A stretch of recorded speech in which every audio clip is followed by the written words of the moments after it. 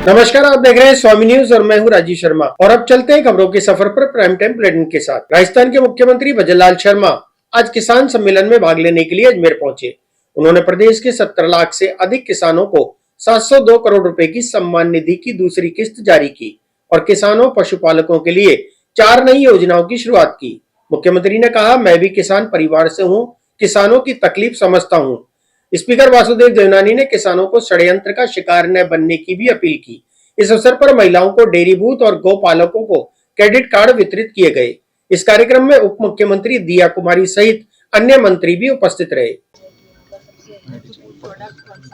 बहुत सारी चीजें हैं जो कि हमारी सरकार ने इसकी शुरुआत की है और इन सभी प्रोडक्ट्स को 1 करोड़ रुपए मिलेगा सालाना। कि इनको आगे कैसे बढ़ाया जाए, जो इन सब चीज़ों से जुड़े हुए लोग हैं, चाहे स्पोर्ट्समैन हो, चाहे गुलाब की खेती करते हो या कोई अपना टूरिज्म यूनिट चलाते हो, ये जो हमने चिन्हित किए हैं उन चीज़ों में अगर कोई भी कुछ कर रहा है उस क्षेत्र में, तो उनको बढ़ावा देने के लिए सरकार अपनी ओर से भी उनको सहयोग करेगी। एक तो ये काम है, बाकी 1 वर्ष की बहुत सारे, मैं तो कहूँगी इतनी उपलब्धियां हैं सरकार की। और ये आपने प्रदर्शनी में देखा होगा, इतने सारे हमारे जो कार्य हैं जो सरकार ने किए हैं, बजट से लेकर राइजिंग राजस्थान तक अभी जो आयोजन चल रहे हैं किसानों के, महिलाओं के, युवाओं के, मजदूरों के, हर प्रकार से हर क्षेत्र को, हर वर्ग को आगे बढ़ाने के लिए योजनाएं शुरू की है सरकार ने। बहुत सारे अलग अलग कार्यक्रम किए हैं इस पूरे साल में, इस पूरे वर्ष में। इन सभी की प्रदर्शनी भी है और अब पूरा आयोजन भी हो रहा है 12 तारीख से लेके 15 तारीख तक कि सरकार ने क्या क्या किया है। और इन आयोजनों में बहुत सारी जो हमारी योजनाएं हैं और जो घोषणाएं भी हो रही हैं कि अब हम लोग इन सभी वर्गों को आगे बढ़ाने के लिए और क्या दे रहे हैं। तो आपने देखा होगा आज किसानों के लिए बहुत सारी सौगातें दी थी मुख्यमंत्री जी ने। तो बहुत खुशी की बात है, हम सभी को गर्व है कि ऐसे राजस्थान आगे बढ़ रहा है, एक आर्थिक शक्ति के रूप में उभर रहा है। राजस्थान के अंदर हमारी भजनलाल जी सरकार को 1 साल लगभग पूरा हो गया है और इस उपलक्ष्य में अनेकों कार्यक्रम हो रहे हैं। आज किसान मोर्चा कार्यक्रम अजमेर में था, कल युवा लोगों का सम्मेलन जोधपुर में था, कल महिलाओं का सम्मेलन उदयपुर में। तो लगातार ये श्रृंखला है और 17 तारीख को जयपुर में एक राज्य स्तरीय कार्यक्रम होगा जिसके अंदर लाखों करोड़ रुपए की योजनाएं, उसका शिलान्यास भी होगा, लोकार्पण। पुष्कर कोर्ट परिषद में आज हुए बार एसोसिएशन चुनाव में कुलदीप पाराशर को अध्यक्ष पद पर निर्विरोध चुना गया। उपाध्यक्ष पद पर वरिष्ठ मदनलाल सांगला 93 वोटों से विजयी रहे, जबकि प्यारे मोहन गुप्ता ने 91 वोटों से जीत प्राप्त की। सचिव पद पर संदीप पाराशर भी निर्विरोध चुने गए। चुनाव अधिकारी जगदीश चौधरी ने बताया कि इस चुनाव में कुल 3 प्रत्याशी रहे। वार्षिक चुनाव बार एसोसिएशन के माननीय सर्वोच्च न्यायालय और माननीय उच्च न्यायालय की गाइड से आज संपन्न हुए। इस चुनाव में सभी अधिवक्ताओं की जीत हुई है और हमने जो प्रयास करा गत 10 साल से कि यहाँ पे एसडीएम कोर्ट खुलनी चाहिए, तो हमने हमारा प्रस्ताव माननीय कैबिनेट मंत्री सुरेश जी रावत को दिया। सुरेश जी रावत ने अपने वर्तमान में मुख्यमंत्री भजनलाल जी से मिलकर पुष्कर में एसडीएम कोर्ट की स्थापना करी। अब हमारा मुख्य ध्येय होगा अधिवक्ताओं का विकास करना और एक चैम्बर्स की व्यवस्था करना और एक अधिवक्ता कॉलोनी की स्थापना कराना। ये हमारी मुख्य मांग होगी। बार एसोसिएशन अध्यक्ष कुलदीप पाराशर। बार एसोसिएशन पुष्कर के कार्यकारिणी के चुनाव संपन्न हुए हैं और उस चुनाव में आज केवल मात्र उपाध्यक्ष 2 पद के लिए चुनाव का आयोजन हुआ है। उस चुनाव के परिणाम में आज वोटिंग होकर मतगणना हुई है। उसमें 93 वोट्स मदनलाल सांगला को और 91 वोट जो है प्यारे मोहन गुप्ता को और 41 वोट जो है मनीष कुमार जांगीड़ को मिले हैं। और इसमें उपाध्यक्ष के पद पर, वरिष्ठ पद पर मदनलाल सांगला को निर्वाचित घोषित किया गया है और उपाध्यक्ष कनिष्ठ द्वितीय पद पर प्यारे मोहन गुप्ता को। अजमेर की कोतवाली थाना पुलिस ने बाजार में 3 जगह छापेमारी करते हुए 3 लोगों को गिरफ्तार किया। ये आरोपी ब्रांडेड कंपनियों के नकली ट्रेडमार्क लगाकर कपड़ों की बिक्री कर रहे थे। आरोपियों के खिलाफ ट्रेडमार्क एक्ट के तहत कार्रवाई की गई। पुलिस की इस कार्रवाई से बाजार में हड़कंप मच गया। कंपनी के प्रतिनिधि द्वारा जो हमारे पास शिकायत दी गई थी, उसमें जो ब्रांडेड कंपनी की जीन्स है, कैल्विन के, सीके, ज़ारा और लेविस नाम की तीनों कंपनी की 3 दुकानों पर आज हमारी थी खरीद हुई। सर कहाँ कहाँ पे हुई है कार्रवाई है? 3 जगह 3 दुकानों पर किया है। नाकोड़ा रेडीमेड नाम से थी, बीके रेडीमेड नाम से थी, एक पिस्तल नाम से थी। तीनों दुकानों पे रेड मारी थी। तीनों दुकानों पे सामान बरामद हुआ है। सर कुल कितना कमाल होगा? अब तो देख रहे हैं कि आप कंपनी और प्रतिनिधि से नोट कर रहे हैं। अजमेर जिला बार एसोसिएशन के चुनाव के लिए शुक्रवार को सुबह 9 बजे से शाम 5 बजे तक मतदान हुआ। मुख्य चुनाव अधिकारी चंद्रभान सिंह राठौर के अनुसार करीब 1798 अधिवक्ताओं ने वन बार वन वोट के तहत अपने मताधिकार का उपयोग किया। इस चुनाव में अध्यक्ष पद के लिए 4 दावेदार समेत कुल 40 उम्मीदवार मैदान में हैं। मतगणना शनिवार को होगी, जिसके बाद विजयी उम्मीदवारों की घोषणा की जाएगी। देखिए, माननीय राजस्थान उच्च न्यायालय के डीपी के आदेश की पालना में पूरे राजस्थान में आज द्वितीय शुक्रवार दिसंबर का है, उसमें चुनाव संपन्न हो रहे हैं। उसी आदेश की पालना में हमने जिला बार एसोसिएशन अजमेर के चुनाव भी संपन्न करा रहे हैं। आप देखिए, बाहर अच्छी तरह से रुझान है, 12 साढ़े 12 बज चुके हैं और वोटर उत्साह के साथ अपने घर से निकल के आ रहे हैं। हमने कार्य आज का स्थगित रख रखा है और कल जो मतगणना होगी, अध्यक्ष उपाध्यक्ष पद के 2 उम्मीदवार जीतेंगे, सेक्रेटरी का अध्यक्ष का 1 जीतेगा, सेक्रेटरी का 1 जीतेगा, संयुक्त सचिव का 1 जीतेगा और ट्रेजरर कोषाध्यक्ष के चुनाव हो रहे हैं। इसमें 10 एग्जीक्यूटिव मेंबर के इलेक्शन होंगे। आज 9 बजे मतदान शुरू हो गए, 9 से 5 तक मतदान चल रहा है। तो इसी प्रकार आप देखिए कि प्रत्येक वकील से हम वन बार वन वोट का शपथ पत्र भी ले रहे हैं, ताकि ऐसा नहीं हो कि वो 2 जगह कहीं वोट दे के आए हो। सर अभी तक कितने परसेंट मतदान हो? अब तक 25-30% के आसपास हो गया है। अभी रुझान आने बाकी है और मध्यांतर तक आधे वोटर्स 1798 वोटर्स है जो अपने मतदान का प्रयोग करेंगे। परिणाम कल घोषित करेंगे हम।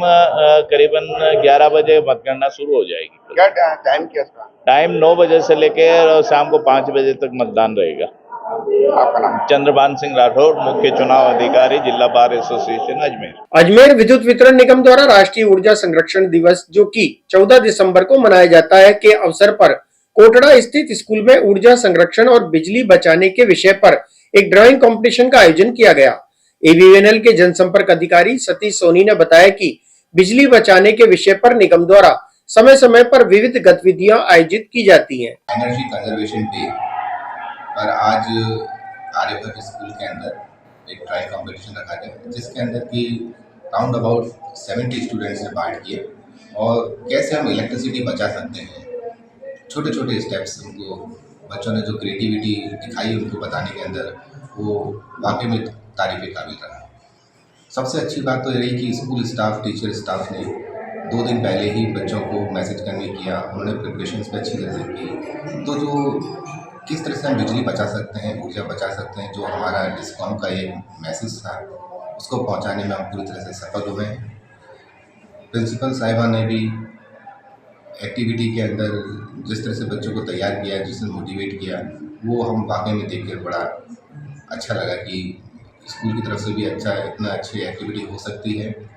ड्राइंग कंपटीशन में छोटे बच्चों ने, जो हम सोच रहे थे कि शायद वो समझ नहीं पाएंगे थीम को, उन्होंने भी बड़ी अच्छी तरह से अपने आप को एक्सप्रेस किया है।